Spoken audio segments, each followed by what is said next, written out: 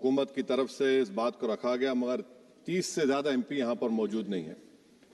Madam, पहले तो मैं वज़ीर आज़म की इस बात की मजम्मत करता हूँ और उनको बताना चाहूँगा कि जिना के बारे में उन्होंने जो कहा था, हम तो जिना के सख्त मुखालिफ है, इसलिए भारत को अपना वतन माने, मगर 42 में आपके प्यारे वीर और जिना की पार्टी ने नॉर्थ वेस्ट फ्रंटियर, सिंध और बंगाल में मिलकर हुकूमत चलाई और उस हुकूमत ने 1.5 लाख हिंदू और मुसलमानों को अंग्रेजों की फौज में शामिल कराया ताकि वो लड़े।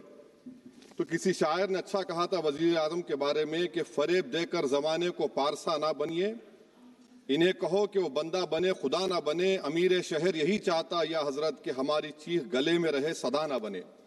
दूसरी बात मैडम, हमारे वजीर दिफा जनाब राजनाथ सिंह साहब ने बड़ा ही अजीब व गरीब और तकलीफ दे बात कही उम्मुल मोमिनीन के बारे में और उम्मुल किताब के बारे में। उम्मुल मोमिनीन उनको कहते हैं जो हमारे प्रॉफिट मोहम्मद सल्लल्लाहु अलैहि वसल्लम की वाइफ हैं, वो हम तमाम मुसलमानों की माँ, हम उनको तस्वुर करते हैं, मगर हम उनकी इबादत नहीं करते, हम अपनी माँ की इबादत नहीं करते।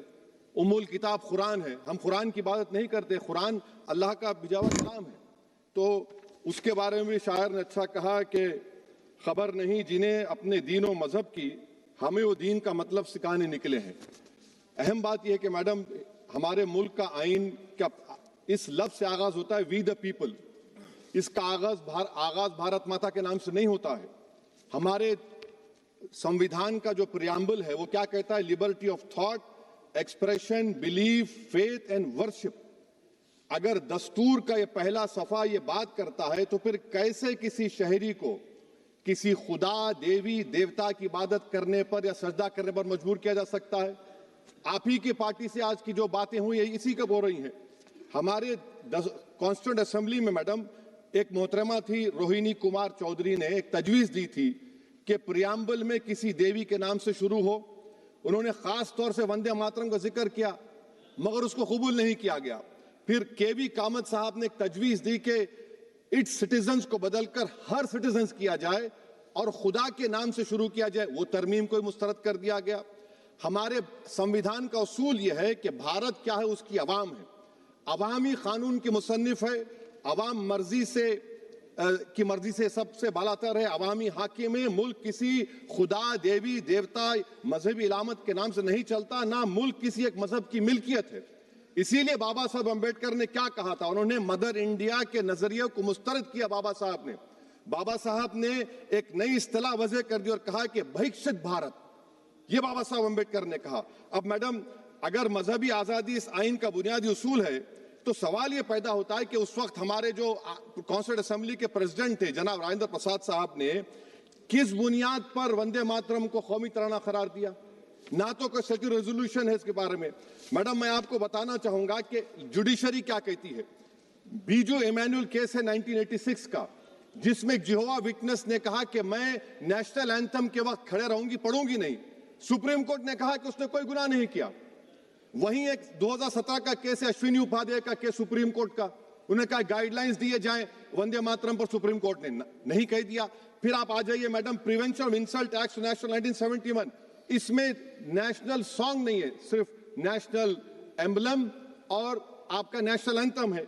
फिर आप आ जाइए 40th अमेंडमेंट आर्टिकल 51 है, 76 में पास हुआ, उसमें भी इसका कोई जिक्र नहीं है। मैडम, मैं आपके सामने बताना चाहूंगा कि हमारा भारत एक इसका मजमुआ क्या है, इसमें हिंदू है, मुसलमान है, सिख है, ईसाई है, जैन है, एथिस्ट है, मेहनतकश है, किसान, गरीब, मजलूम और दलित है। मगर अगर जो तकारीर आज हमने यहाँ पर सुनी और बाहर जो सुनते हैं, अगर भारत को देवी कहने और उसके आगे सजदा करने, तो दरअसल कौम परस्ती को, वतन से मोहब्बत को मजहब में तब्दील कर रहे, और फिर यहाँ पर बोल रहे कि अगर भारत में रहना है तो वंदे मातरम गाना पड़ेगा। भाई, ये तो संविधान के खिलाफ है, सुप्रीम कोर्ट के जजमेंट के खिलाफ है। अगर वंदे मातरम मैडम कौमियत का मियार है तो फिर सवाल ये है कि हसरत मोहानी की कौमियत क्या थी जिसने इनकलाब जिंदाबाद का नारा दिया? अगर यूसुफ मेहरली ने quit India, Simon go back का नारा दिया तो उसकी कौमियत क्या थी? अगर हैदराबाद से मौलवी अलाउद्दीन जो मक्का मस्जिद का पहला मुजरिम है काला पानी में, और तुरेबाज खान जो मारकर लाश को लटका दिया गया था हैदराबाद में 8 दिन तक, उसकी कौमियत क्या थी? अगर इनायतुल्लाह काफी जो जिहाद का फतवा अंग्रेजों के खिलाफ दिया मुरादाबाद में, जब उनको 2 दिन में फांसी की सजा दी गई, और जब फांसी की सजा के वो जा रहे हैं तो इनायतुल्लाह मौलाना काफी की जबान पर क्या था? वो रसूलुल्लाह हमारे प्रॉफिट की नात पढ़ रहे थे। क्या पढ़ रहे थे? कोई गुल बाकी रहेगा ना चमन रह जाएगा, पर रसूलुल्लाह का दीन हसन रह जाएगा। तो उनकी कौमियत क्या थी? माल्टा की जेल में महमूदुल हसन, हुसैन अहमद मदनी 6 महीने माल्टा की जेल की ग्राउंड में पड़े रहे, उनकी कौमियत क्या थी? अल्लामा फजल खैराबादी का वो सेल काला पानी का पुकार पुकार कर इनसे पूछ रहा है, जो वहीं पर मर गए, खबर वहां पर है, बताओ मेरी कौमियत क्या थी? मैडम, मैं एक मुसलमान हूं, मैं इस्लाम को मानने वाला बावकार इंसान हूं, और मेरे मजहब की बुनियादी तालीम तौहीद है। ला इलाहा इल्लल्लाह, नहीं है कोई खुदा सिवा अल्लाह के। और कुरान में अल्लाह क्या बोल रहा? इय्याका नअबुदु इय्याका नस्तईन, तुम मेरी इबादत करो, मुझे मानो। मुझे कहां से मिल रहा? आर्टिकल 25 से मिल रहा है। मुझे कहां से मिल रहा है? Liberty of thought, expression, belief, faith and worship से मिल रहा है।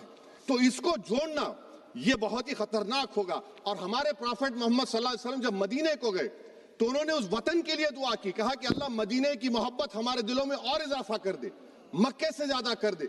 तो ये इस्लाम, मुसलमान होना, हमारे ईमान में मुल्क की मोहब्बत बीच में नहीं आती, और मुल्क से मोहब्बत है और रहेगी हमेशा, क्योंकि ये अजीम कुर्बानियां यहां पर शामिल है जिन्होंने जंग आजादी में हिस्सा नहीं लिया।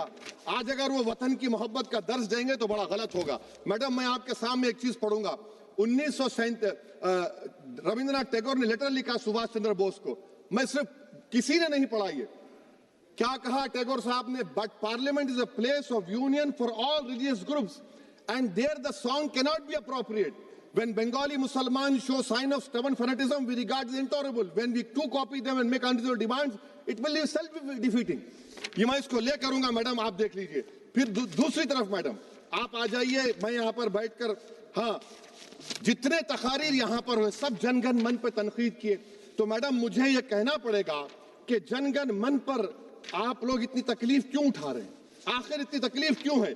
तो मैं जब जाकर देखा तो मुझे 28 दिसंबर का ऑर्गेनाइजर मैगजीन का आर्टिकल मिला, जिसमें ऑर्गेनाइजर लिखता है कि what is the moral sanction behind government choice of Janagana Mana, except that it can be made an item of entertainment at the sumptuous parties thrown by government officials.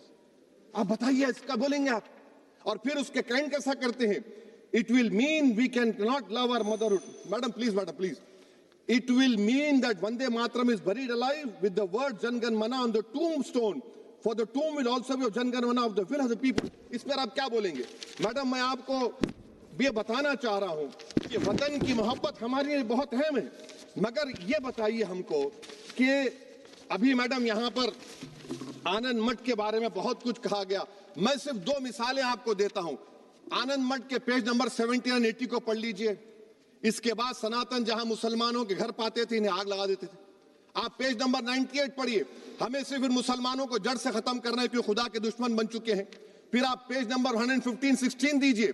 फिर मुख्तलिफ इलाकों में मुसलमानों को सदा देने के लिए भेजे जाते, जहां मुसलमान आबादी नजर आती जला दिया जाता। फिर आप देख लीजिए मैडम, सफे नंबर 120 पेज 120, बंकिम लिखते हैं कि सनातियों को मालूम नहीं था कि अंग्रेज हिंदुस्तान को निजात दिलाने वाले हैं।